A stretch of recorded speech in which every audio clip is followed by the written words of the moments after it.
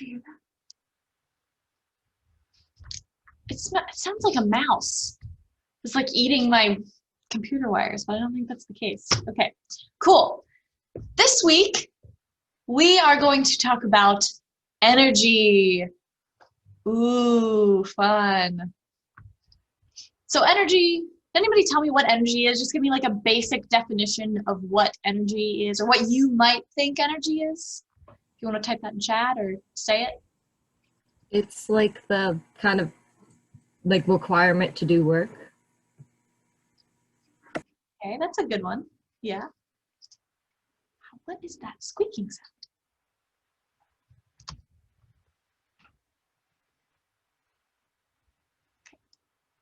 Anybody else? Anybody awake? It's a Monday. It's sleepy. It's a sleepy day. I don't blame you.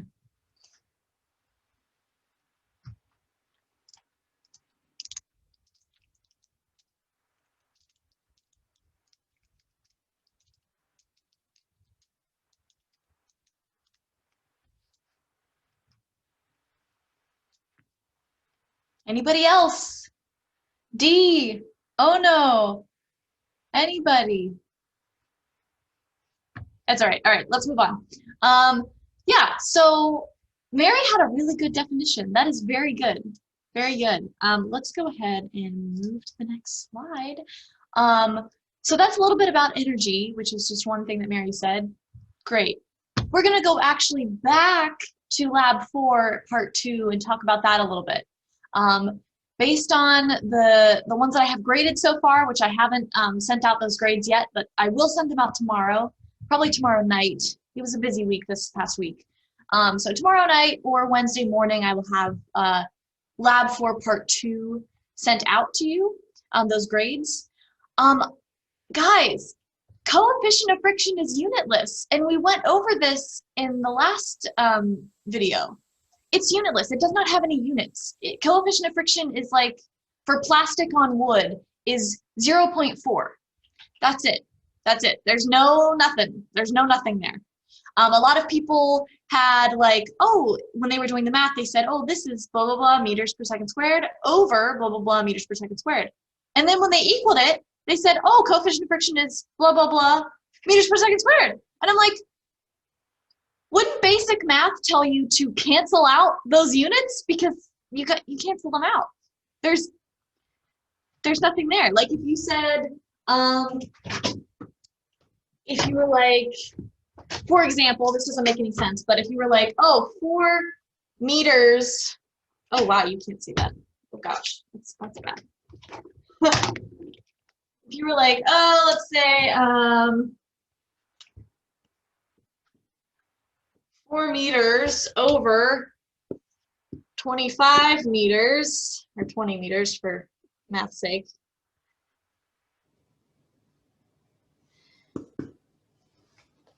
What happens? Units cancel out because they're exact same units. These are the exact same, and because they're dividing, there's nothing there. So this would be 1/5. It's just 1/5. There's no units. Cool. Many, many, many of you did this. And I was like, I was very concerned because I feel like I didn't do my job correctly. But yeah, coefficient of friction is unitless. And if you would have looked on Google and typed in, hey, what is the coefficient of friction on wood and plastic, you would have seen that there are no units that they had included in there. There were none. Okay, what makes up a Newton? There were several people that said, oh, coefficient of friction is blah, blah, blah, newtons. And I'm like, where'd you pull that out of? How did you get newtons?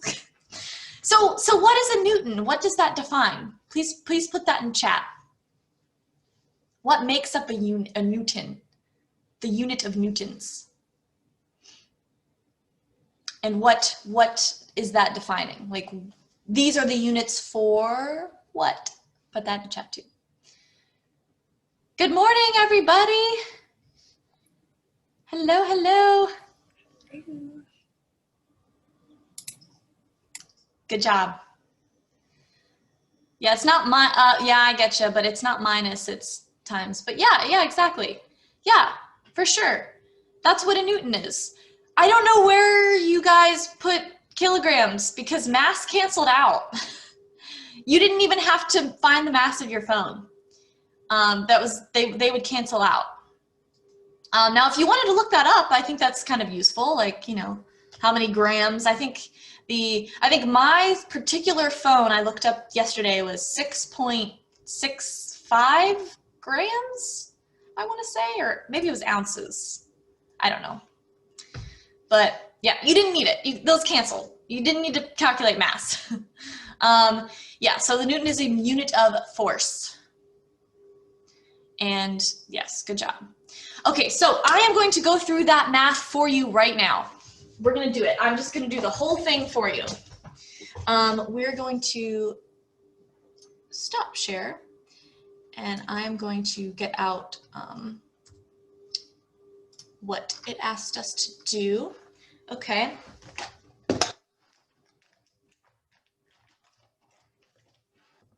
Cool. So this was number 3, and it said, from this relationship, or using this relationship right here, this is part A, F, K. So this means the force of friction. Let me scoot closer. So this is the force of friction, and this force is equal to mu K times Fn.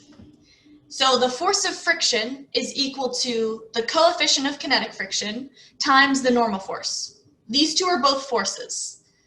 Some people were confused about what this was. It's just denoting that this is friction force in kinetic. This doesn't equal a number. This is just saying what it is. I had a couple people that were like, I don't know what number that is. And I'm like, it's not a number. It's like it equals what n equals. Okay, anyway, moving on. I don't think anybody in here right now had that trouble. Okay, so this is the equation that we started with. And we had to rewrite this equation in terms of the coefficient of friction.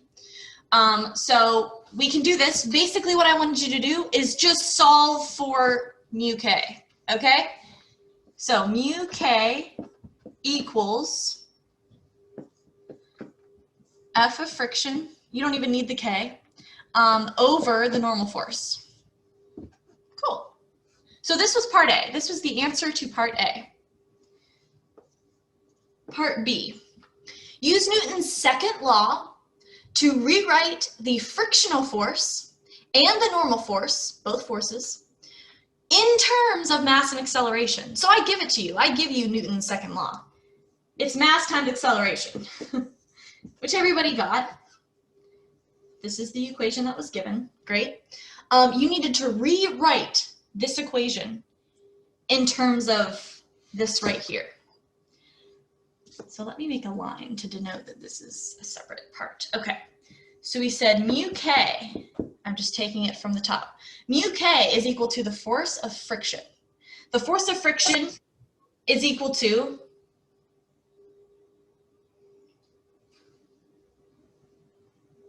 what's the force of friction equal to? Someone say it. Someone say it in chat.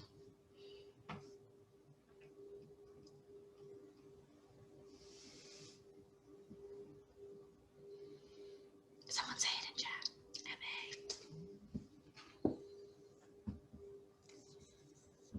MA.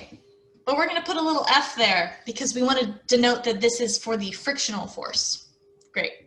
You don't need an F for M. It's just the acceleration of friction. Cool. Okay. What is normal force?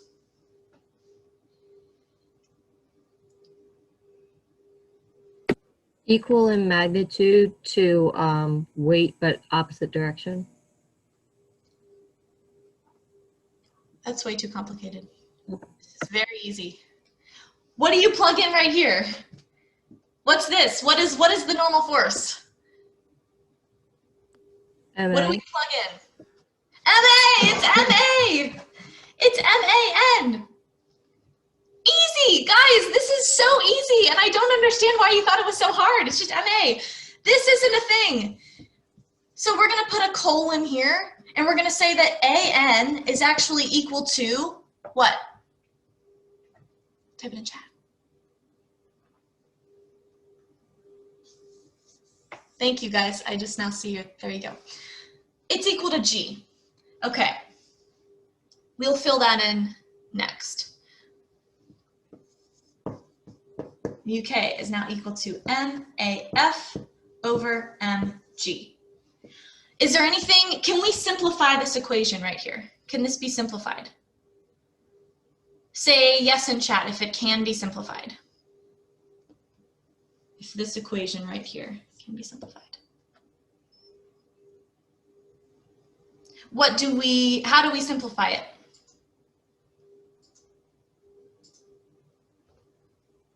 How do we simplify this equation? Do we cancel something? Do we add something? Those M's go away. There's no mass anymore. Yeah, those M's cancel. So now for part B, mu K, I'm going to put an arrow there. Mu K now equals AF over G. This is the answer to part B. Great. Okay. Now for part C, it said determine the average value of the acceleration due to frictional force from your graph of acceleration versus time. Now I said you guys can make a more accurate more accurate calculation of frictional acceleration if you just took a couple points from the top, the middle, and the bottom, and then add those all up and divide them by that number, which means just taking the average. Or you could have just looked at it and just found like a random acceleration value. I didn't want you to do that, but you could have. And then AF, let's say, I don't know, give me a number. What did you get for AF?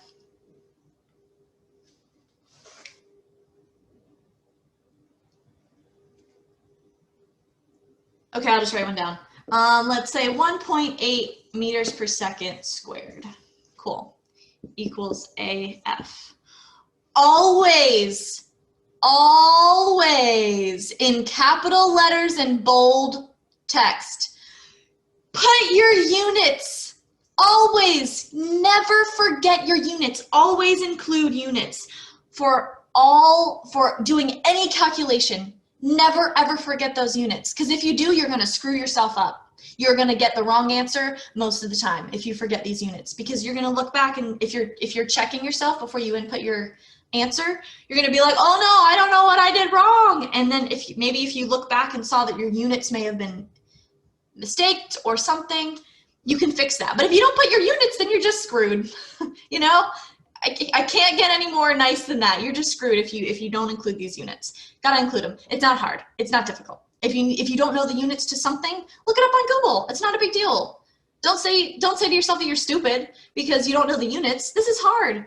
But just know that, like for example, acceleration is always in meters per second squared. Okay, so going to part D. Using the equation from part B, which was this, and the experimental value from part C, which was this, calculate the coefficient of friction. Okay, and I give it to you. I say mu K is equal to, all you had to do was say, oh, AF, okay, that's in the numerator, 1.8 meters per second squared, over gravity. Now you could have used the gravity that you calculated from like a couple weeks ago lab, like the gravity at your house. So it was like 9.800, whatever. Or you could have just used 9.81, okay? Meters per second squared, because gravity is acceleration. It's just free fall acceleration. Okay, then you calculate that out. Somebody do that for me and tell me what you get. Now this is just a random number, so it might not make sense. I got 0.18. Yeah, 0.18. 0.18. Now, does this have units? Okay, because look, These two have the same units. Meters per second squared and meters per second here. Do you remember from here? Those have the same thing. Guess what? Those can be canceled out. Oh, guess what? These can be canceled out because they're the exact same units. So when you divide by them, there's no units. This is your answer. And for certain materials, this is an accurate answer. So plastic on wood, that coefficient of kinetic friction is actually 0.4. So that's the value that I was expecting, but I'm not going to mark you off if you didn't get that. Like that is a value that was received in a very controlled laboratory environment from the wherever engineering labs at some university. So I'm not going to blame you if you didn't get that. This is an acceptable answer. Cool. That's what you guys should have done in your last lab. That's what I was expecting. And I also wanted you to really just do it on paper with paper and pencil and take a picture of it and copy and paste it in there. Because that way I can tell if you did the work or not correctly. If you just input numbers, that really kind of like irritated me because I'm like, you just could have put any number in there, you know, and made it look good. And then so part E was just saying, which some people did not understand part E, and I don't understand why. It was just, I asked you to describe the two surfaces that you used. Okay, so the surface of the phone case or the material attached to the phone. You had to describe what yours was. I don't know, some people explained some textbook description, and I'm like, that doesn't make any sense. That doesn't make any sense at all. I was asking for, pretend I didn't have this pop socket on there. I was asking, what does your phone case, what's the surface of your phone case? Give me a description of what your phone case is. People gave me weird things, and I was like, no. Then I asked you to describe the stationary surface, which was the other surface that you used. Mine would have been wood floor. So you would have said, oh, mine's a wood floor. I don't know what type of wood, but blah, blah, blah. I don't know. Some people could have said, oh, I used my tile, or oh, I used vinyl or linoleum. That's what I was looking for. You know, I wasn't looking for you to describe some random crap, okay? Just looking for a simple thing.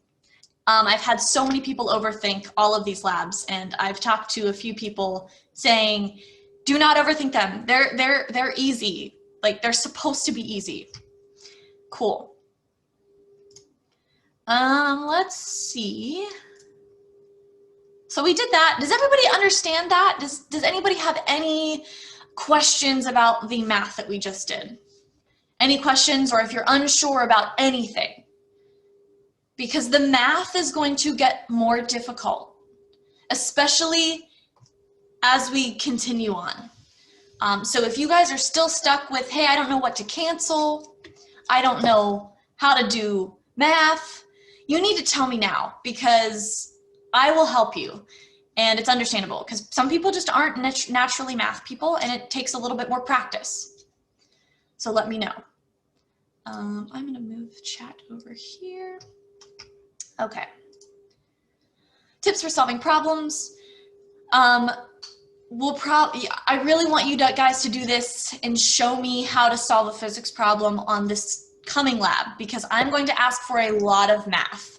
And I don't know why. So Dr. Diamond and I kind of developed this lab for this week. I think it's too much math, but I have faith that you guys will be able to do it. If you have any trouble, you need to contact me or Dr. Diamond, or look in the book, because the textbook will have all the things that you need to solve these problems. And then just use your noggin to solve it. So what you need to do is you need to take a look, and as you read the problem, you need to underline, what is this question asking me?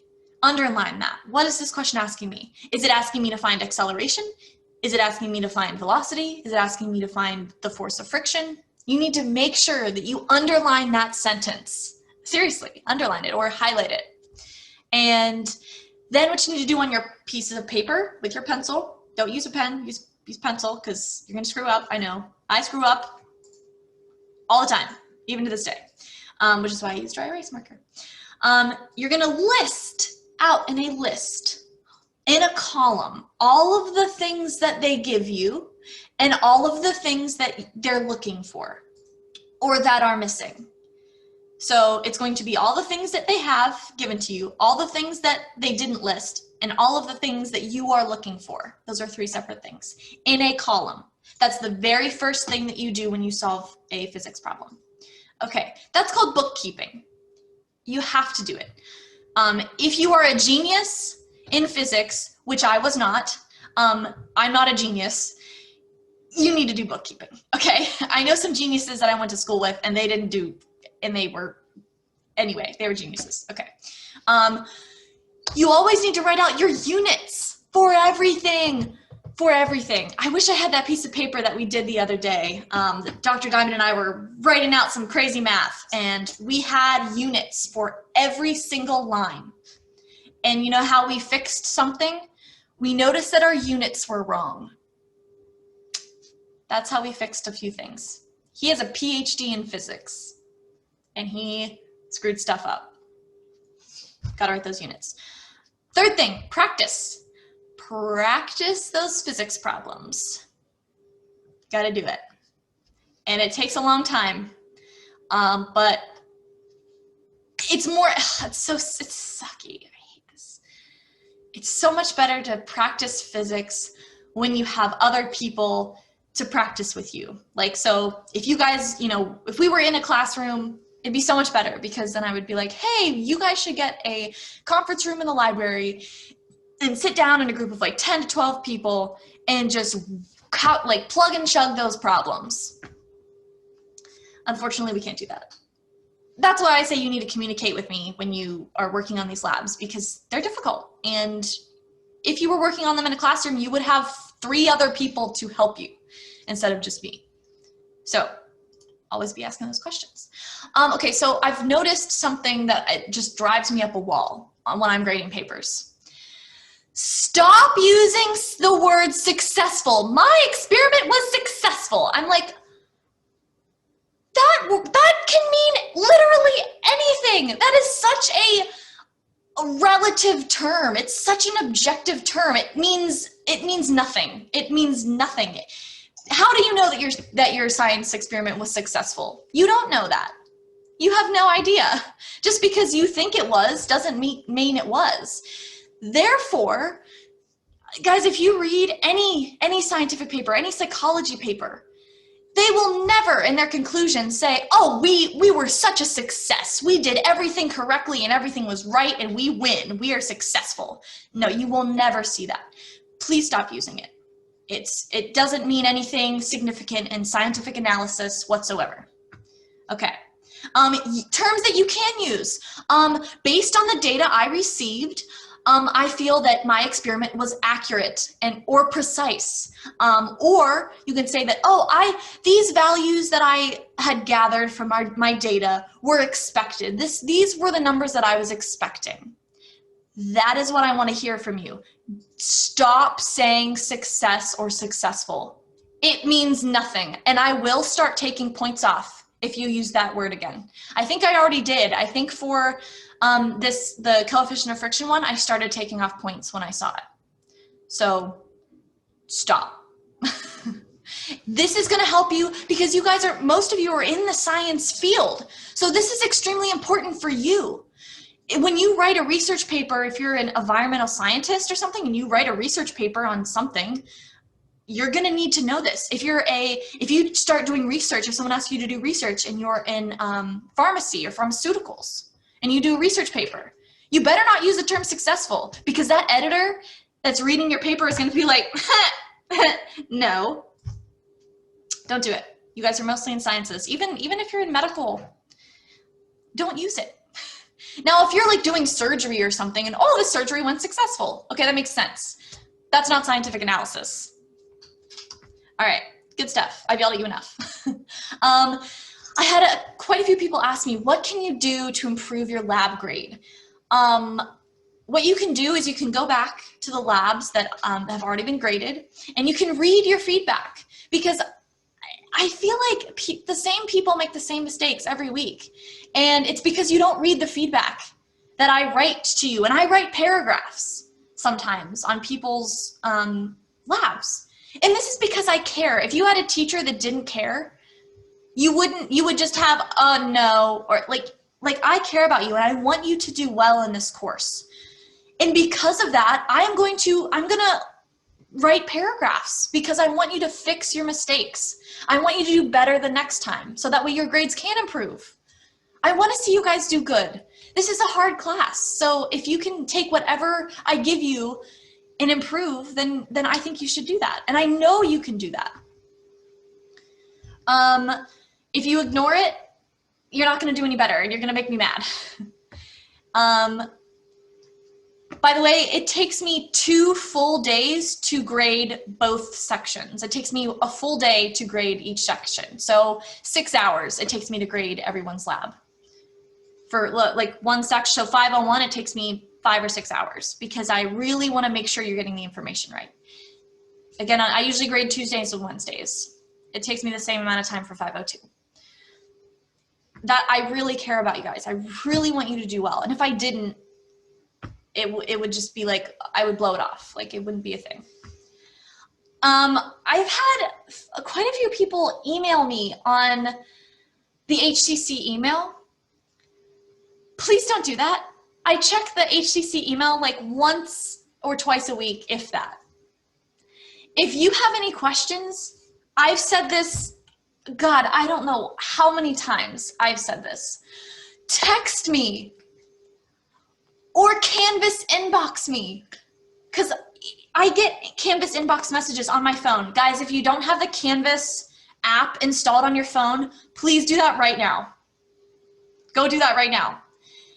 Because then that way you'll get the announcements. You'll get the Canvas inbox messages back right away. Here's my number, right down here. If you don't have it, write it down, put it in your phone. If you guys go on to Physics 2 and I don't happen to teach Physics 2 next semester, you can text me. You can be like, hey, I'm working on this problem and it's about the electromagnetic spectrum and blah, blah, blah. Or like, oh, it's about circuits. I got you, I know that. You know, I got you. I actually am more familiar with that than I am with like kinematics and such. I will help you, no problem, even if I don't have you as a student. I don't care, I'll help you. Because I love it, I love physics. So, and I want you guys to do well in those classes too, because they might be a little different and they're probably gonna be a little bit harder. Cool, yes, okay. When we first got started, we talked about energy for like 2 seconds. And Mary, yeah, great job, because like the universal definition for energy is the ability to do work. The ability to do work. Very good, very good. Wednesday, you'll probably learn work, like what the definition of work is, which is like FD cosine theta, I think. We can double check that. Does anybody know the units, excuse me, right off the top of your head for energy? Or guess, just guess. What are the units for energy? What do you think the units for energy are? Is there an energy equation that you know right off the top of your head? Maybe that Einstein proposed? Yeah, so Einstein proposed that energy equals mass times the speed of light squared. Okay, so what are those units? What are the units of that? What is the generic? So people said joules. Okay, well, what makes up a joule? What makes up a joule? And Mary gave you information. You have the mass and you have speed of light. So speed of light. So let's say speed of light, let's say acceleration. Yeah, okay, cool. Yeah, you guys got it. I'm gonna move you over here.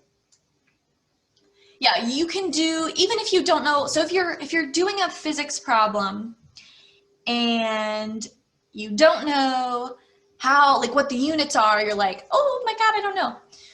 Or you can just do a quick math example. So like I actually forgot what made up a joule. I was like, okay, energy is measured in joules. Okay, but what makes up a joule? So I literally forgot this. I was doing this 2 days ago and I was like, what? I totally forget. So I did a quick math problem using Einstein's equation E equals mc squared. I was like, okay, mass is measured in kilograms, and the unit of light is meters per second. I think I said meters per second squared. It's acceleration. It's actually velocity. Speed of light is velocity because it's speed. So it would be meters per second times kilograms. But because speed of light is squared, mass is going to be squared and seconds are going to be squared. So it's kilograms times meters squared over seconds squared. So I had to do that quick math equation based on like the easiest definition of energy or easiest mathematical definition, equals mc squared. Easy. So let's take a step back and kind of, now that we got that out of the way, we've been using the terms kinetic energy and potential energy pretty much throughout the whole class, right? Like kinetic energy, potential energy. I know a couple people use those terms in their reports and in their, like, if you made a video like 2 weeks ago, some people said, oh yeah, kinetic energy is now the highest at the bottom and potential energy is the highest when this object is not moving. Great, that's awesome. Like, I gave you brownie points for knowing that. That's so cool. Because technically we hadn't gotten there yet. So does anybody know or like want to guess, it's okay if you get it wrong, what kinetic energy is equal to? Or what potential energy is equal to? So if you know one and you don't know the other, what do you think that these equal to? Do you remember like or you can just give me a definition too. So what is kinetic energy? Or what is potential energy? So you can either describe it or give it to me as an equation. And if you get it wrong, it doesn't matter. I was reading the textbook. I guess I can go. I was reading the textbook earlier, and kinetic energy is 1/2 mv squared. Cool, good. Did anybody else have anything to say? I can't see. Kinetic energy is like the energy when an object is in motion. Nice. Yeah. Yeah. Basically, that's like the basic definition. Yeah, for sure. Absolutely. Yeah, and Manuel, you got that right. Good job. That is kinetic energy. So let me go ahead and I can annotate. That? Okay, maybe, yeah. Okay, we'll do this. So kinetic energy is 1/2 mv squared.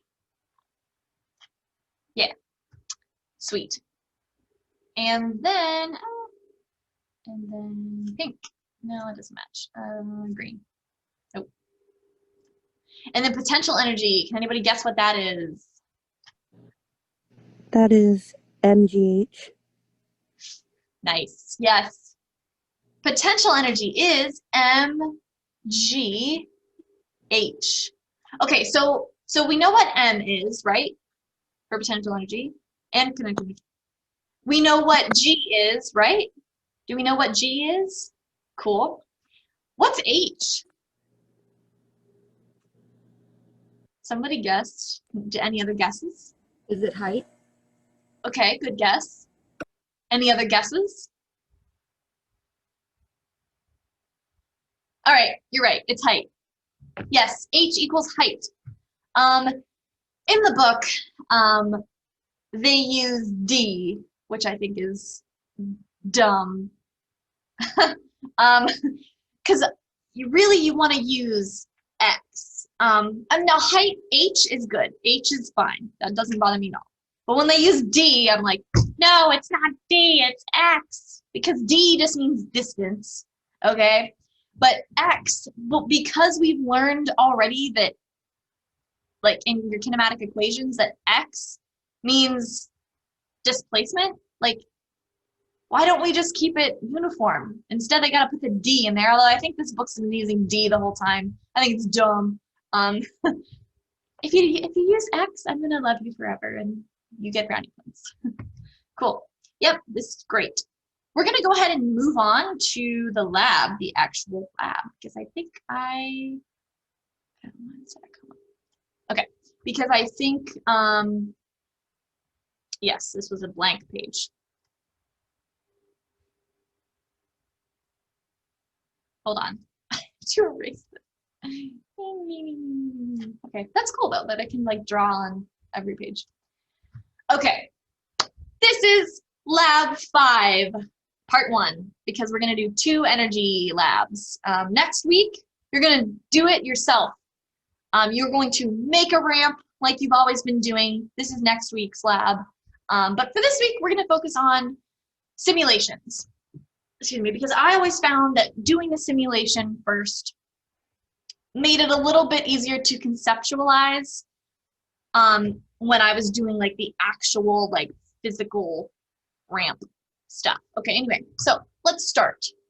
So this is in a little bit different format this week because initially Dr. Brennan started, or Dr. Diamond, his first name is Brennan, started writing this out. So what he wants you to submit for this lab this week is you need to screenshot your PhET simulations, and you need 2 screenshots. One when the skater is at the middle of the ramp, and one when that skater is at the bottom of the ramp. Okay, cool. 2 screenshots for objective 1. Great. You also need to write out your observations for objective 1. And those, like your observations, you need to follow this paragraph. I ask you what you need to be looking for or what you observed in this paragraph right here.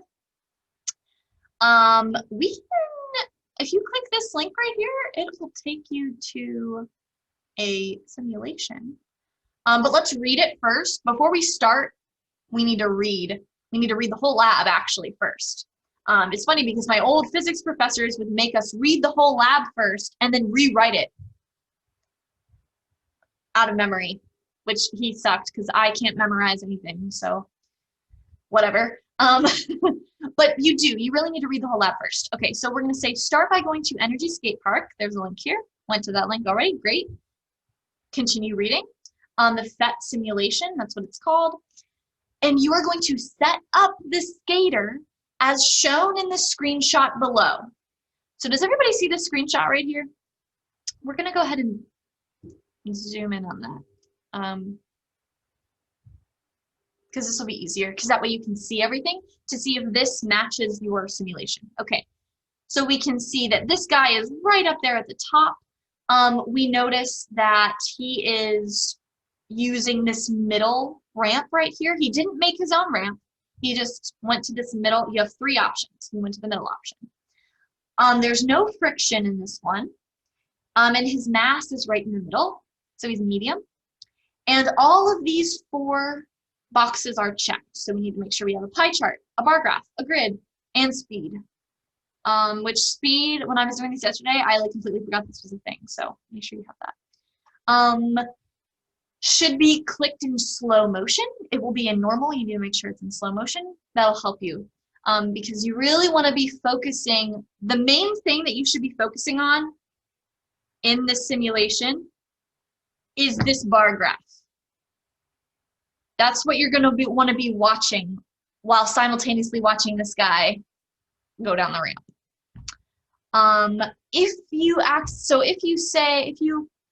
like start it, you can also like, if he's going too fast, instead of using the this pause play button, you can just use the skip button and it'll skip. We'll get to that in a second. So just make sure yours looks like this. Oh, also down at the bottom here, do you guys see this? I want to make sure everybody's paying attention. Do we see this right here?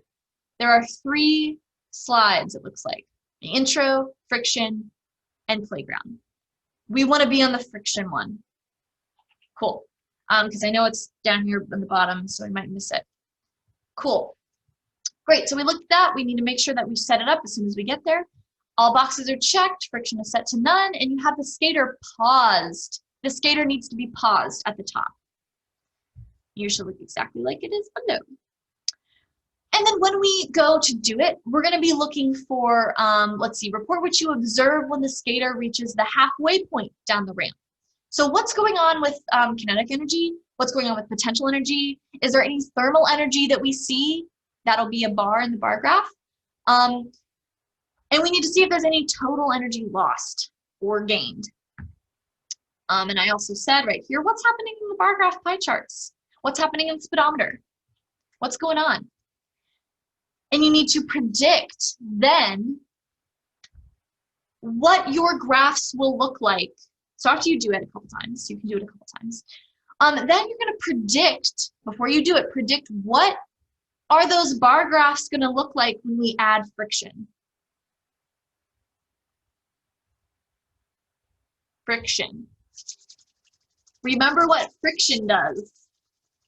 When I do this with my hands, what happens? You get more thermal energy or losses heat. Yeah, your hands start to get really hot, right? Friction makes things hot, right? Like whenever you're driving a car, and let's say I was driving back home to Florida, halfway, like even a couple hours after driving down there, my wheels are going to be super hot, particularly if it's a hot summer day too. That doesn't help. Even if it's raining, it's going to still be pretty hot. My tires are going to be pretty hot because I've been on the road for hours, right? Think about that. Just think about that. Then you're going to explain your hypothesis, and you're going to, so basically, you know what a hypothesis is. You're going to basically predict what you think is going to happen. Explain that. I think there's going to be a lot of heat because we know that friction is blah, blah, blah. Okay. Then after you write after, note that after, you write your hypothesis, then you're going to put on some friction, and you're going to want to make sure that you note what friction you use. Like you need to say, oh, I put the friction slider halfway, or oh, I made my friction slider large, like it's all the way to the right. You got to include that screenshot too. Cool. We'll go ahead and do it. All right, so this is what's going to pop up as when we first get here. You're going to click that middle one. There's going to be 3. I just want to see the middle. Cool. Okay, this doesn't look like the screenshot, right?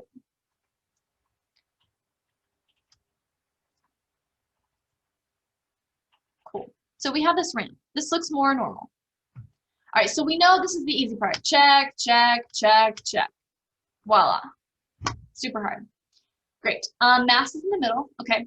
What about this friction slider? Starting out, what's it supposed to be on? Lots of friction? None. None.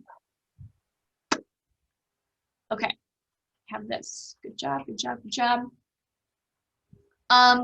What else? What Slow should it- motion and then also drag the guy to the top. I'm gonna make sure that's paused. Make sure this is paused because if it's like this and you drag the guy to the top, it's just gonna go. Okay. Restart the scale. Well, okay, hold on. It's really gonna be easy for you to screw this up, and you need to get used to it. I'd say just play around with it for a couple minutes. So we're gonna get no friction. We're also gonna say slow motion. We can't forget this slow motion right here. Make sure this is clicked, so that way when you put this dude or girl or whatever up at the top, it doesn't just immediately slide down and you're just like, oh my god, what's happening? Yes, because I did that the other day. So when you click play, it should be pretty easy. I'm going to try to stop it right in the middle. Okay, that's kind of the middle. I don't know, is that middle? What do you guys think? Where do you think the middle is of this ramp based on the grid? When kinetic and the potential bar are at the same level. When the what is? The kinetic and potential bar at the same level. Okay, let's see if we can do that. Okay, I couldn't really do that. What we can do is there's this little button right here. Do you see which one I'm highlighting right here? So it can go in little increments. That's going to be super helpful. Super duper helpful. So let's try that, but let's use this little buddy right here. Let's use this skip. Okay, well, we'll do this. Okay. So we're going to go right to when, as Zahn said, kinetic and potential energy are about the same. So notice here that it didn't really get exactly the same when I was using the skip button. That's okay. But when the kinetic and potential energy are about the same, we can see that what number is this? What number on the grid is this person sitting at? 3. Yeah, 3. Okay, so if we go and we look, the top of this ramp starts at 6. And if we go directly down, we can see that, oh, hey, this is the height of the ramp.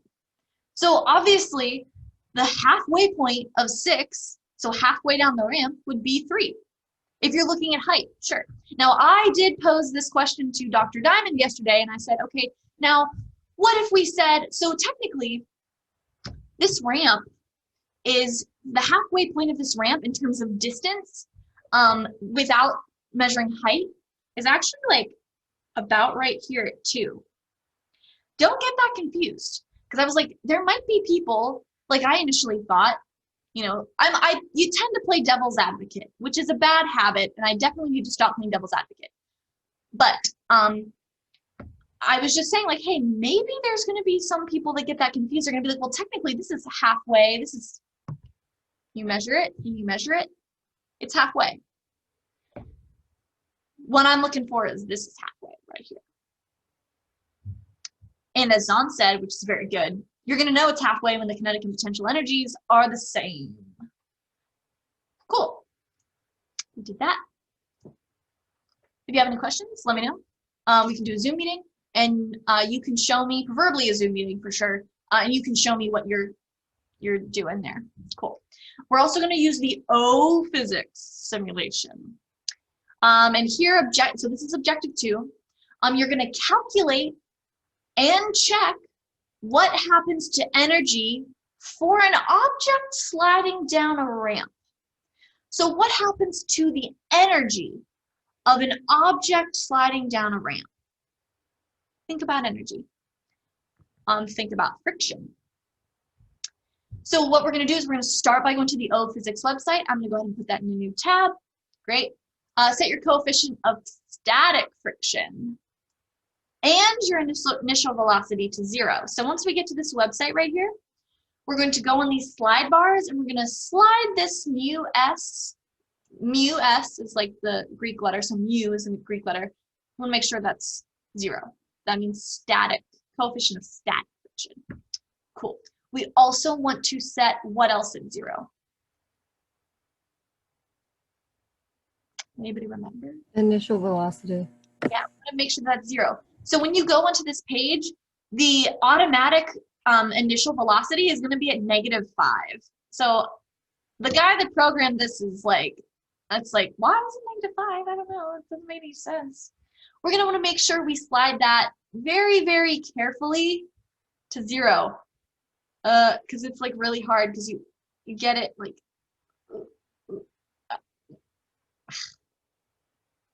right there. Okay. You're gonna want to make sure that's on exactly 0. So it might take you a little like determination to get that to 0. I have this weird wonky mouse, so it's like it's a little sensitive. Yeah, cool. So we did that. Gonna go back. Make sure it looks like this screenshot. If you need to zoom in, oh, well, never mind. You can click on the picture to go to the website. I forgot I hyperlinked that. Whoops. Yeah, so if you can't see the screenshot, that's okay. It doesn't matter. The screenshot is just another link. I ask you 3 things to do for this. First thing is you're going to calculate the potential energy and calculate the kinetic energy at the top of the hill, so at the top of this ramp, and at the bottom of the ramp. And can anyone determine where the bottom of the ramp is? Where do you think the bottom of this ramp is? Right where it kind of like where the angle is. Like Yeah. where the horizontal line meets the ramp. Yeah, you're right. That's exactly right. The bottom of this ramp that we're like saying is the bottom of the ramp is right at the bottom right here. This right here where the angle is. So if we run it, pause it. That was really quick frequency because right here, this is right at the bottom of the ramp. If we zoom in, we can see that this object right here, because they're measuring distance from the edge, the bottom or the left edge of this box, we need to make sure that this left edge of the box is right at the bottom where it is right now. This left part needs to be on the bottom. Just because as you can see, arrow says right here, blah, blah, blah. Obviously, you guys are smart. Cool. Cool. That's the bottom of the hill. Obviously, the top of the hill is where it starts. Cool. You're going to calculate that. And then you're going to include that picture. Paper and pencil. I want to see paper and pencil, guys. I don't care if it looks pretty. I don't care. It ain't about pretty in this part. I want to see your pencil and paper calculations. And screenshot it later, like take a picture of that. And you're going to put that into your report. So that way I can see your work because it's difficult. I want to see what your thought process is and how you get to that answer. Great, you're going to calculate that. You can calculate PE and KE. A couple slides ago, we already calculated what that is. We already have that formula. Seems pretty easy, right? It's like three things. Okay, 1/2 mv squared. Plug and chug. Just plug in numbers that you get from that and chug it out. Easy. Do the same thing for PE, mgh. Oh yeah. And since you guys are on here, what's H? Do we get anywhere on here? Do you see where there's an H here? Can someone tell me what that is?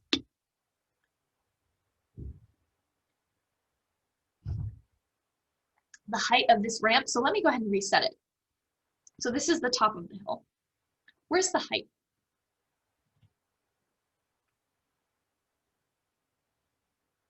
Is it mg sine 30? Because you got the mass, acceleration due to gravity, and the angle.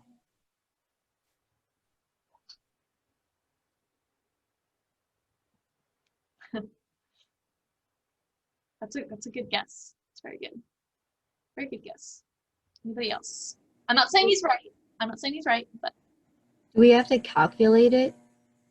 Like, it doesn't seem like it's a given. yep. There is no height listed. Good job, Mary. There is no height. You got to calculate that. The height of this ramp is right here where my mouse is going.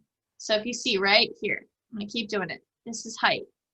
This is the height of the ramp. Since this object starts right here, the height is going to be like right here, I guess. Or right here. It could be right here. However, if you like go like this and you like drag it, your height's going to be messed up. So just do it right here. Got it. Cool. Got to calculate that out. Good job. That's something that people that don't watch this video will be like, I don't know what height is. Okay. Is the total energy of this contraption, is it the same energy at the top as it is at the bottom? And how do we know? How do we know? You know? So that's something you're going to answer in your thing. Excuse me. And then you're going to have to calculate percent difference, which is just taking the highest value you get and the lowest value you get and dividing it by 2.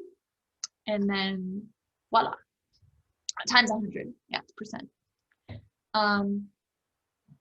So what can affect energy? What can affect the total energy? And what's the total energy? Does anybody know what the total energy is equal to?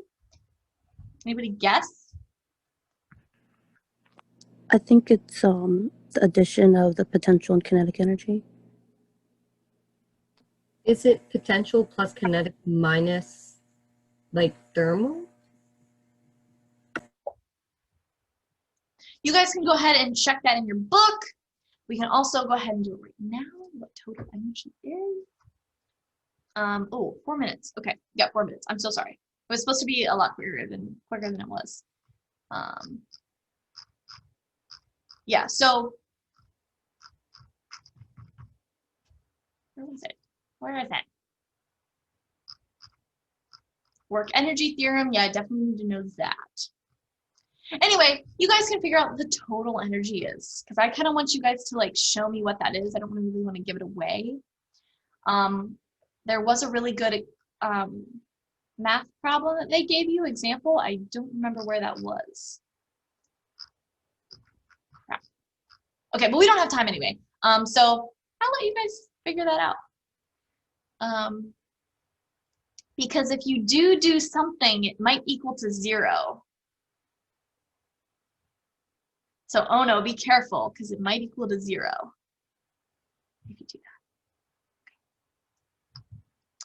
Great, let's consider friction now. So we need to run it when mu k is greater than 0. How do we do that?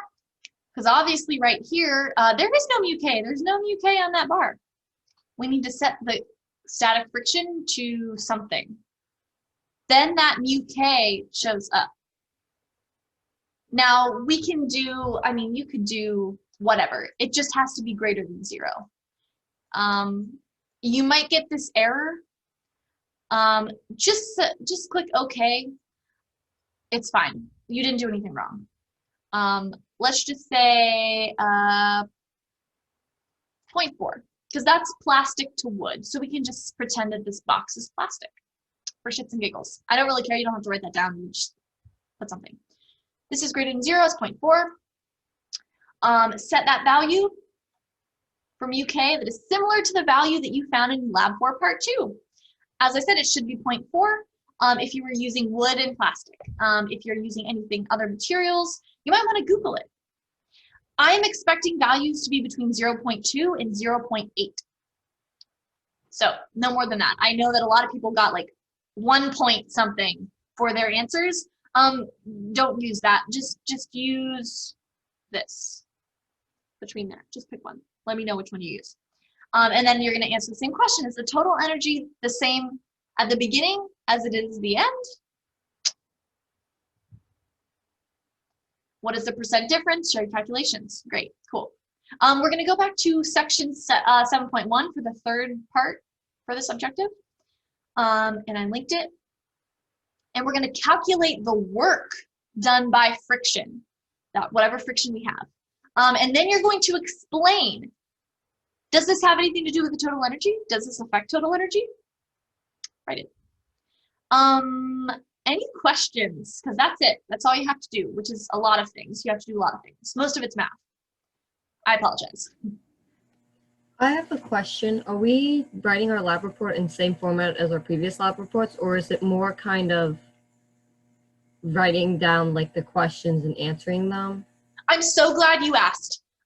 So I'm going to send out, or I'm probably going to edit this lab to say, I'm not going to include the procedure part. Do not include a procedure section in your lab report this week. The procedure doesn't matter for this lab, because if this is mostly a mathematical lab, I don't really care about the procedure. You're not doing anything. You're not doing anything that I don't know about, right?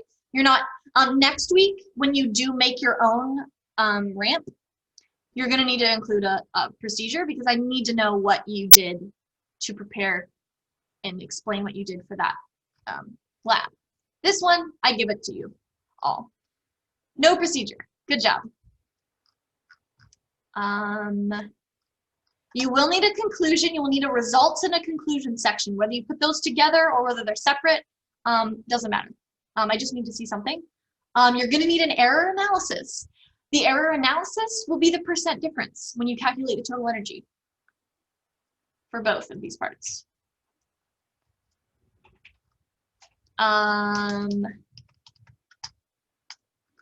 What else? So I'm gonna have to remake the rubric.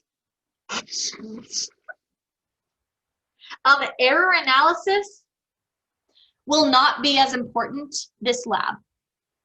I will not make it 5 points. Well, since we're getting rid of procedure, I'm going to keep it 5 points, but I'm going to make other things more important. It's going to be your observations and data. That is going to be the most important part of this lab. That might be 10 points. Your observations and data might be half of your lab total points, because that is the most important thing. That also includes your screenshots.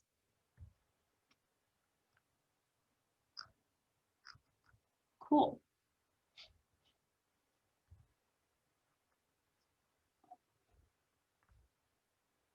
I got a question with the screenshots. So is it just the screenshot with friction and not no friction?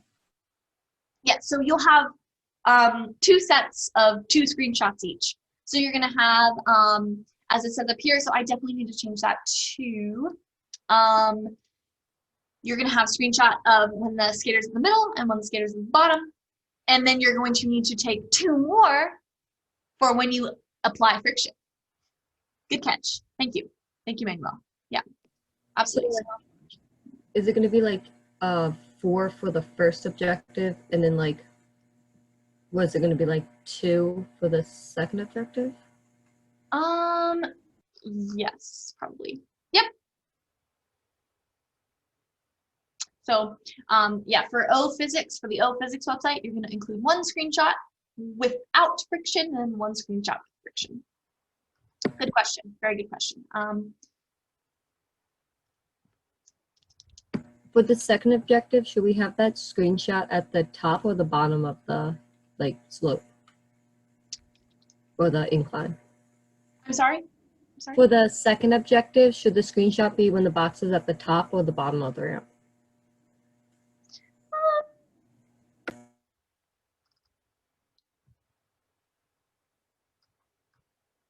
Or should we do 4 total screenshots for the second objective? You can do 4 total. That's a good question. Wait, let me see. All right.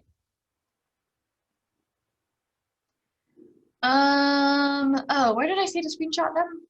Screenshot this part.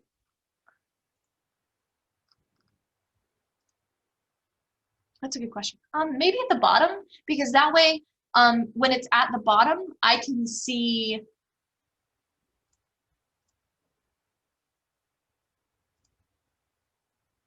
So we did something right here. Mu S and UK, they're pretty high.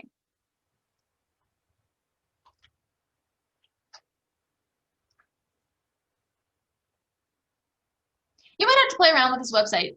This wasn't my favorite website to use, but it's the most simplistic and easy. Let me switch this. Let me do.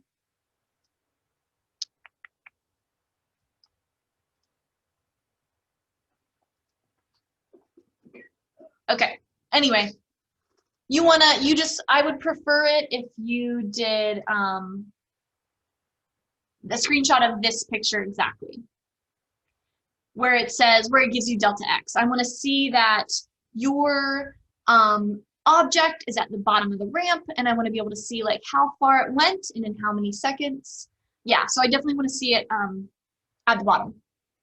Good question. Sorry, that took way too long to answer. I'm sorry. Yeah. I need to fix that.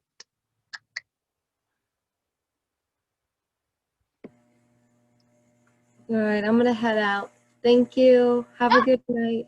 All right, you too. See ya. Thanks for stopping in.